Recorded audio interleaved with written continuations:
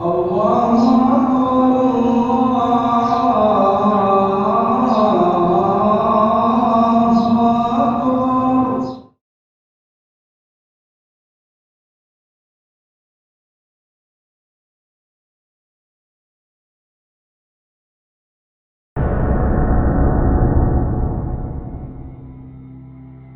اللہ الرحمن الرحیم۔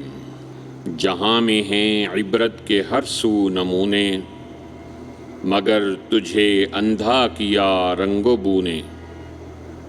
ارشاد باری تعالیٰ ہے وَإِنَّ كَثِيرًا مِّنَ النَّاسِ عَنْ آیاتنا لغافلون، کہ بہت سارے لوگ ہماری نشانیوں سے غفلت میں ہیں۔ ہم دنیا کے جھمیلوں میں کھو کر بہت بڑی غفلت میں پڑ گئے۔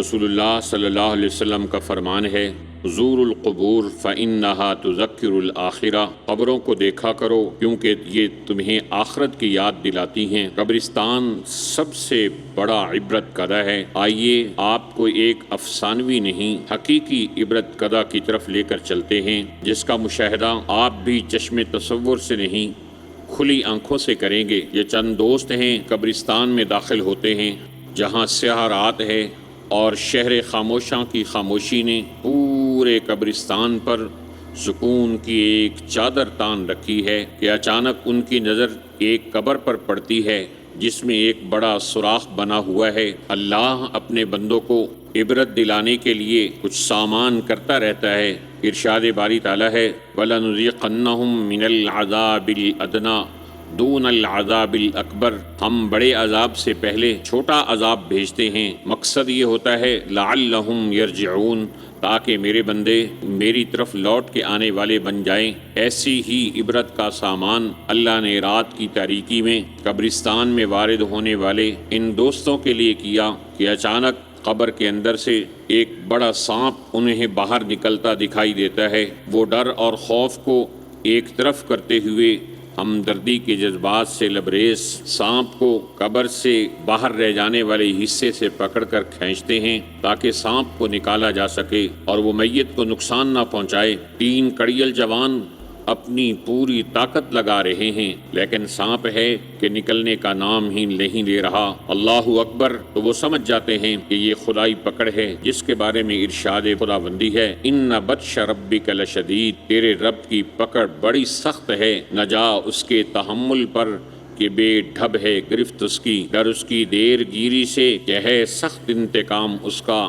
اللہ ہمیں عذاب قبر سے محفوظ فرمائے۔ اللہ ہماری قبر میں سانپوں کے گھسنے سے ہم سب کی حفاظت فرمائے۔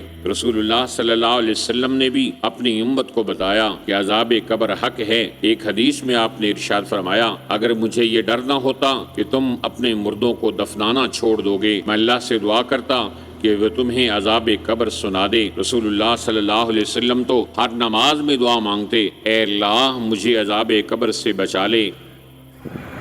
اللہ کا غضب ہے، بہت زیادہ محنت کرنی پڑ رہی ہے۔ آدھا گھنٹہ ہو گیا مجھے باہر نہیں آنے کو تیار ہو۔